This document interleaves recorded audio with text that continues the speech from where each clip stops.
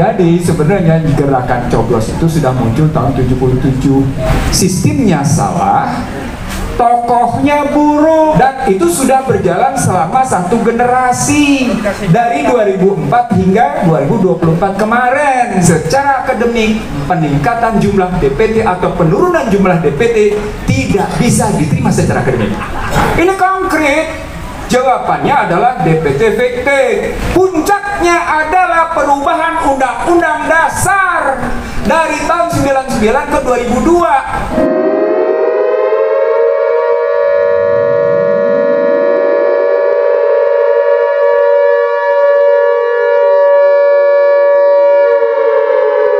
Baik, terima kasih. Assalamualaikum warahmatullahi wabarakatuh. Alhamdulillahirrabbilalamin. Wassalatu wassalamu ala asrofil anbiya'i mursalin wa ala alihi wa sahbihi ajma'in. Allahumma shalli sayyidina Muhammad wa ala sayyidina Muhammad. Ada 5 hal yang ingin saya sampaikan dengan gercos. Sebenarnya kalau mundur ke belakang, saya mulai dari tahun 77. Tahun 77 ketika kita melihat ini untuk mereka yang seusia dengan saya ingat banget, pemilu tahun 71 diundur, mestinya tahun 76 diundur dari tahun 77. Ingat ya? Dari sana ternyata terjadi penyederhanaan partai politik. Nah, penyederhanaan ini dalam dimensi politik memang berbau tirani, berbau otoriter. Maka dikenalah 2 partai politik dan 1 Golkar. Saya yang baru kuliah saat itu, baru belajar politik, baru belajar jadi aktivis gitu. Kebetulan gaulnya sama tokoh-tokoh senior di Salemba, ngerti, diajarin bener gitu. Sikapnya satu. Sikapnya waktu itu, kalau kita nggak datang, suratnya dimanfaatin. Kalau kita datang, kita mesti ngapain? Coblos semua. Jadi sebenarnya gerakan coblos itu sudah muncul tahun 77. Ya. Itu digagas oleh teman-teman yang aktif di Salemba. Waktu itu UI masih di Salemba, belum pindah ke Depok. Senior waktu itu di bawah pengaruh Rektor Mahar Marjono. Nah, gerakan coblos semua pada 77 itu yang saya ulang-ulang sebenarnya sejak pemilu 2004. Saya ulang-ulang sejak 2004. Apa itu pemilu 2024 sampai dengan sekarang? Gerakan di mana ada kegagalan atau rusaknya sistem dan buruknya tokoh. Jadi kalau kita bilang gerakan coblos semua, sebenarnya 2 hal. Yang pertama, sistemnya salah. Ya, ulang. Sistemnya salah, tokohnya buruk. Apa poinnya? Sistemnya nggak bisa menunjukkan kita bahwa dia menegakkan 4B, baik, benar, bertanggung jawab, dan berani menegakkan keadilan. Itu sistem. Jadi sistem itu 4B. Dia harus baik, dia harus benar, dia harus bertanggung jawab, dia berani menegakkan keadilan. Bukan berani bela keluarga.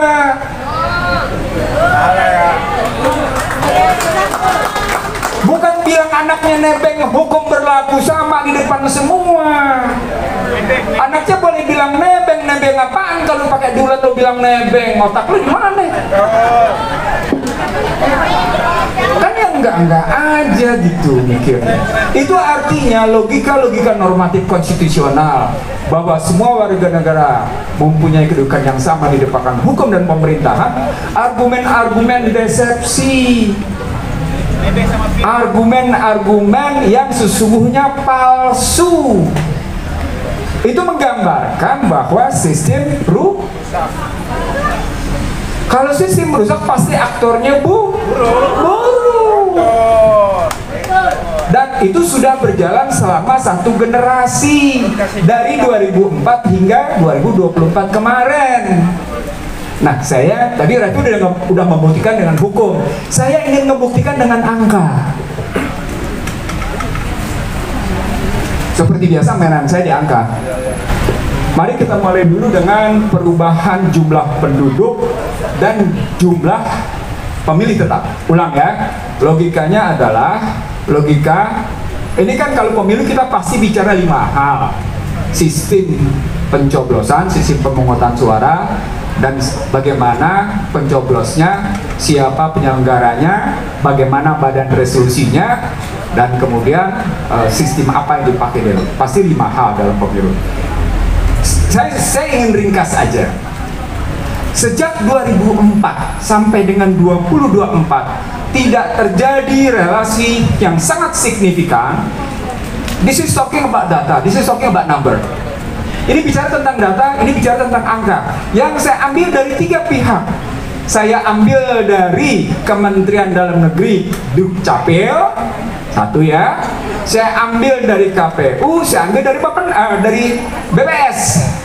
Nah, ternyata ketika saya telusuri pertambahan penduduk sejak 2004 diikuti dengan pertambahan jumlah DPT, tidak terjadi hubungan yang signifikan.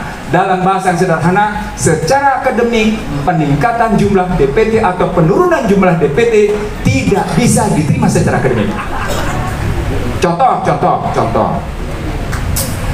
Pada 2004 ke 2009 gitu ya, jumlah penduduk meningkat 13.515.000. Tapi apa yang terjadi dengan jumlah DPT? Jumlah DPT saat itu meningkatnya 23.054.000. Ini apa logikanya nih? Ini logika politiknya apa nih? Nggak ketemu gitu. Lompat ke 2024. Jumlah pertambahan penduduk 14.194.000. Jumlah pertumbuhan pemilih 4.815.352. Nggak juga punya relasi signifikan. Ini pergeseran penduduk di mana nih? Jawabannya ada nggak? Ada nggak jawabannya kira-kira? Apa jawabannya kira-kira? Hah? Jawabannya DPT fiktif. Ulang ya, ulang. Ini konkret. Jawabannya adalah DPT fiktif. Apa indikator DPT fiktif? Karena orang-orang seluruh Indonesia diam tentang DPT fiktif, gua ngambil data resmi. Data resmi diambil dari mana? Di 2 tempat. Di Kementerian Keuangan dan Kementerian Sosial. Apa bilangnya Kementerian Keuangan bilangnya? Terdapat sejumlah desa fiktif. Nah, desa fiktif nih. Kalau desa fiktif, penduduknya fiktif nggak? Fiktif. Kok dialokasikan anggaran? Pusing dulu. Nah, satu, pindah kita ke sebelah, ke Kemensos. Kemensos bilang terdapat penerima bansos fiktif. Nah, ada lagi. Makin gila lagi penerima bansos fiktif. Pindah lagi ke KPK. KPK menyatakan dengan penerima bansos fiktif, negara dirugikan sekitar 10 sampai dengan 11 triliun. Gue tanya sama lo semua, lo percaya nih sama sistem? Nah, lo sederhana aja lo kitanya. Kita nggak usah bicara dulu soal uang, ntar uangnya lain lagi nih. Ini hal ketiga yang gue bicarain sama lo. Gue Betawi, jadi gue ngomongnya belum gue ya. Jadi kalau gue bilang ini kejadian begini, maka sesungguhnya ada yang bermasalah di dalamnya. Nah, kalau yang bermasalah itu intinya ada di mana? Mundur ke belakang. Jangan bilang langsung rejim dulu. Jangan rejim dulu bilangnya. 9799 Iksanuddin Nursi anggota DPR. 99 2001 Iksanuddin Nursi Mundar Mandir Istana. Ya. Ini pengalaman pribadi nih. 9799 satu-satunya manusia yang menolak IMF dan nggak mau tangannya dibawa terhadap Bill Clinton dan Michael Kadamsiu, gua manusianya. Nah, Masya Allah, subhanallah, gue tidak sedang berbangga diri.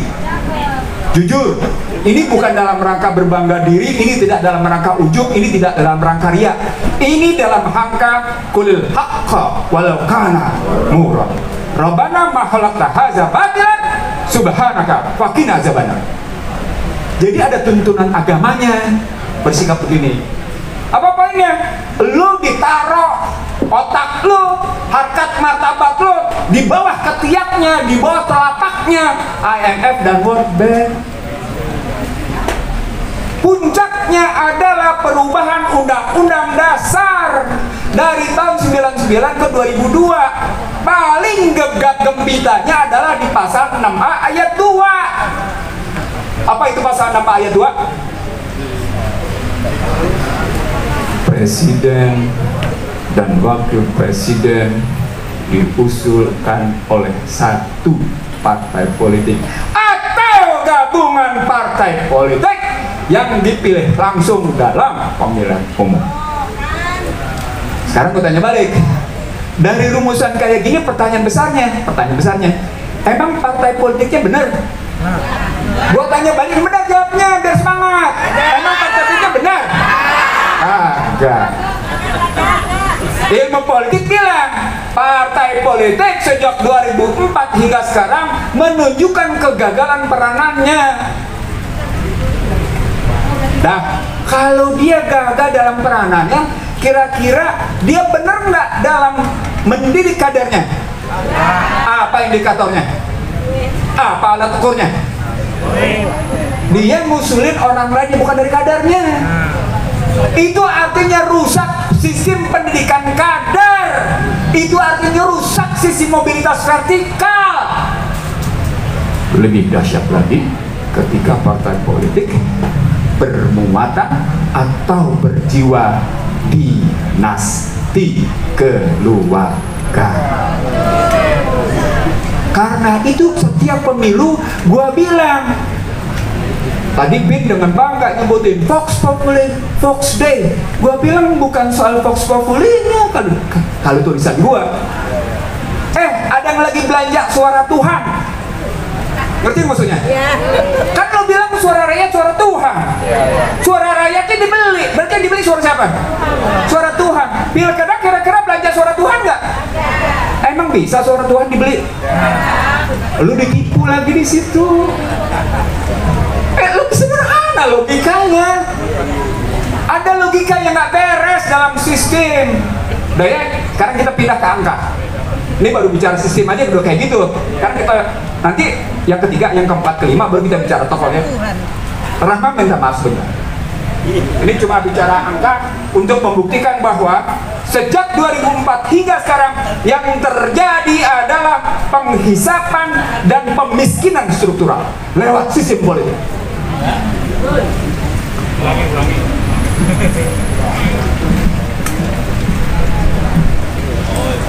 Kalau nggak percaya minta datanya, mau boleh ya, kasih. Oke ya. Pemilu 99 masih dalam berujukan Undang-Undang Dasar 1945, biaya per pemilih adalah, yang mau catat boleh nih, Rp12.383,41. Ulang ya. Pada pemilu 1999, biaya per pemilih adalah Rp12.383,41. Ya itu kan masih Undang-Undang Dasar 45. Oke, kita pindah sekarang Undang-Undang Dasar 2002. Berapa biaya per pemilih pada Undang-Undang Dasar 2002? Biaya per pemilih pada Undang-Undang Dasar 2002 adalah Rp39.336,76. Catat. Ini baru perhitungan per pemilih, belum perhitungan per calon. Apa poinnya? Poinnya biaya politiknya melampaui dari hitungan per pemilih. Oke? Jadi catatan pertama subject to cost per candidate. Oke? Bapak Ibu sekalian, saya ngambil data gini karena saya ngambil analogi yang terjadi di Amerika. Kan lo bangga berkiblat ke Amerika. Ya udah, gue ikutin cara berpikir lo, tapi sekaligus lo gue bongkar otak lo, gitu ya. Oke, kan kita terusin. Berapa sesungguhnya biaya pemilu 2024 per pemilih? Tahu berapa kira-kira? Tebak coba berapa kira-kira? Ayo tebak coba. 348.132,25 sen. Sekarang dibandingin dengan 3, kita buletin aja deh. Yang satu 40.000, yang satu 350.000. Berapa kali lipat naiknya? 7 kali lipat. Dari 2004 ke 2024, 7 kali lipat. Pertanyaan besarnya, lo makin sejahtera nggak? Kesejahteraan lo 7 kali lipat nggak naiknya? Lo makin kaya, makin miskin? Tanya berikut, sumber dayanya lebih dikuasai negara atau lebih dikuasai korporasi? Lo kemarin waktu COVID sama vaksin, lo ngikut negara atau kemudian lo punya kemerdekaan? Pusingkan jawabnya. Pusingkan jawabnya. Gua bilang, mereka yang ikut vaksin dan COVID pada akhirnya tunduk pada kudeta korporasi. Kalau kurang bukti, baca Bangsa Terbelah. Sebentar lagi Prahara Bangsa gue keluarin. Gue buktiin nama lo dengan angka lagi-lagi. Dengan angka lagi-lagi. Dengan angka dan dengan pemain. Artinya kita lihat bagaimana sebenarnya lembaga-lembaga multilateral mendikte dunia, karena kebetulan si kulit putih satu ini kalah sama kuning dalam persoalan tarung duit. Gitu. Betawi bilangnya begitu. Nah, yang keempat, dari situasi Vox Populi Vox Dei dengan biaya kayak gitu, pertanyaan berikutnya yang keempat, partai politiknya punya duit nggak? Halo, partai politiknya punya duit nggak? Larinya kemana? Larinya kemana? Larinya ke korporasi, karena sistemnya memperkenankan sumber daya APBN, konsesi, pasar diserahkan ke korporasi. Maka partai politik lari terburu-buru ke korporasi. Apa dampaknya? Dampaknya gue bilang, Indonesia hanya dikuasai 29 manusia. Ini ceramah gue di berbagai perguruan tinggi ya, bukan di hadapan lo nih. Gue ulang ya, ini ceramah gue bukan di hadapan lo, di hadapan berbagai perguruan tinggi. Siapa 29 itu? Kan gitu pertanyaannya. 10 ketua umum partai politik. Oke? 10 ketua umum partai politik. 10 orang terkaya. Oke? 10 orang terkaya. Mau dibilang 10 boleh. Partai politik, kan bukan 10 partai politik, 9. Iya 9 aja deh. Karena yang ada di DPR cuma 9, yang pemain bisa-bisa 9. Oke, 9 tambah 10, 19. Berapa hakim Mahkamah Konstitusi? 9. Berarti 28 ya? Satu lagi siapa? Presiden. Ketemu dia 29. Lo nggak bisa bikin apa-apa, cuma mereka yang main nentuin negeri ini. Jadilah selama 9 tahun, 10 tahun ini semua situasi di bawah ketiak presiden. Di bawah ketiak presiden. Ya, terakhir, Bapak Ibu sekalian, gerakan coblos semua pada hakikatnya membuktikan sedikit demi sedikit demokrasi digital mulai berpengaruh. Ini anda nih yang di depan nih, yang pada pakai kamera nih, mempengaruhi kesadaran publik tentang bagaimana sesungguhnya demokrasi yang dibawa dari barat itu sebenarnya palsu. Gue teringat bagaimana cara Obama kampanye dengan change gitu. Terus ada juga yang ikut-ikutan di Jakarta sebelumnya. 2009 ikut-ikutan, 2004, 2009 ikut-ikutan. Kita bisa betul. Bisa berubah. Pertanyaan berikutnya, kalau kita lihat tokoh, ini kan kelima bahasanya tokoh nih. Kalau kita bicara tokoh, maka pertanyaannya, bagaimana kita menelusuri tokoh? Bahasa akademik bilang, perhatikan background assumption-nya sama domain assumption-nya. Bahasa akademiknya bilang. Betawi bilang, lihat bibitnya dong. Jawa bilang tambahin, lihat babatnya, lihat bobotnya, lihat bebetnya. Nah, ada orang yang di Jawa Barat sampai gue diadilin sama tokoh Pasundan Parahyangan karena gue bilang gue nolak dia dari zaman wali kota sampai dengan gubernur, datang ke Jakarta. Siapa itu? Gue nggak bilang siapa ya. Datang ke Jakarta, di sana ninggalin masalah, jangan-jangan kesini dia bawa masalah.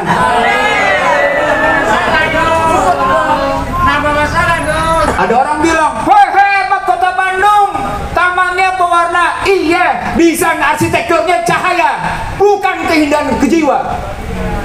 Ulang ya, gua yang ngomong. Arsitektur yang hebat adalah arsitektur yang memadu ketentraman hati, pikiran, dan kedamaian tindakan. Itu jago dia. Iya. No, gue narasumber buat sekolah arsitektur di ITB salah satunya. Jadi gue bilang, gimana cerita ITB nggak bisa memberikan masukan kepada si gubernur yang bersangkutan dalam rangka memperbaiki tatanan hidup di Jawa Barat dan Bandung. Datang ke Jakarta, repotnya Jakarta terima. Bukan terima itu bahasa gue. Lu terima Jakarta dijadiin kota global. Masya Allah, la haula wala quwata illa billah.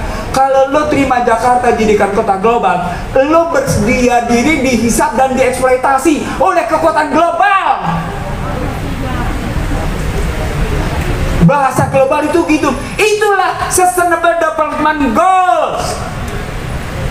Sadar nggak? YouTube gua umurnya cuma 4 jam nih. Ini manusianya satu nih. YouTube gua umurnya cuma 4 jam ketika gua ngebuktiin kayak gini. Jadi tantangan kita bukan hanya karena sistemnya yang rusak, tokohnya juga buruk.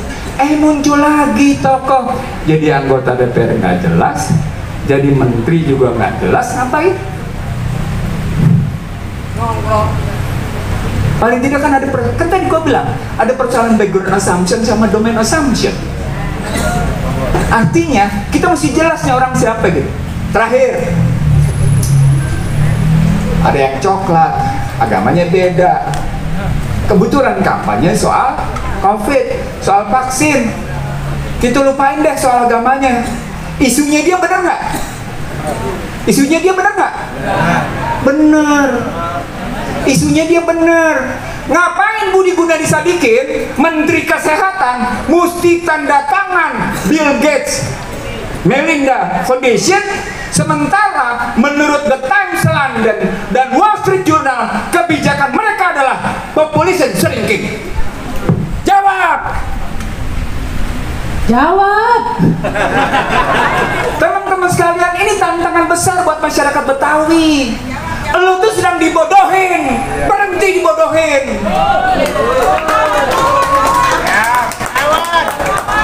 Maaf ya, ini forum terbuka ya.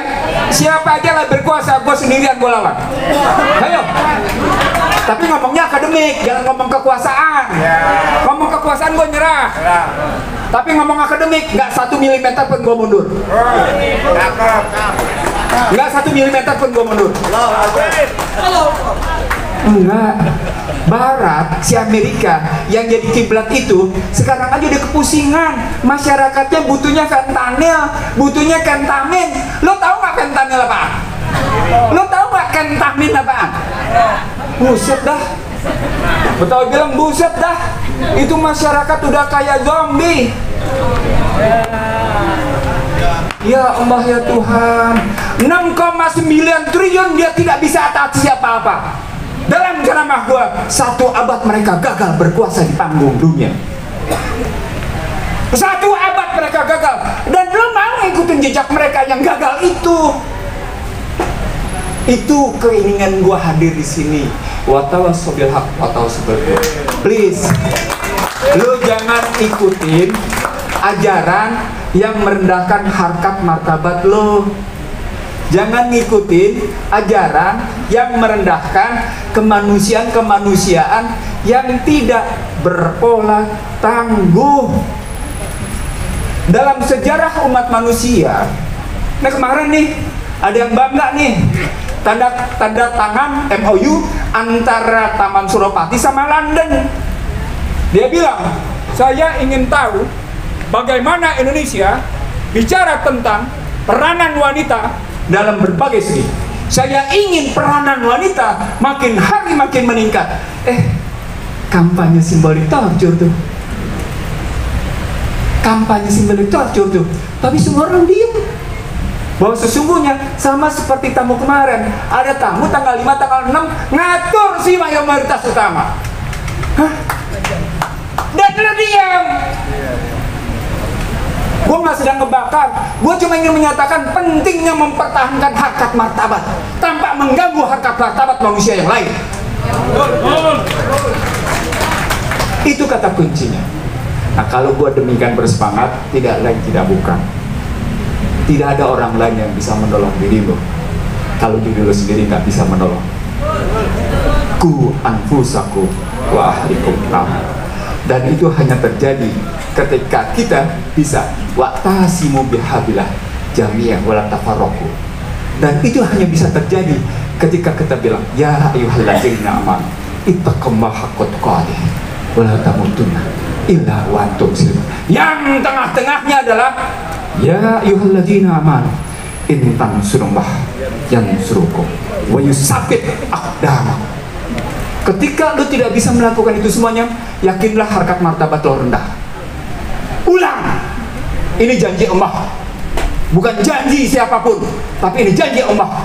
Siapapun yang mencoba untuk menanggalkan keempat hal tadi, lo pasti rendah harkat martabat lo.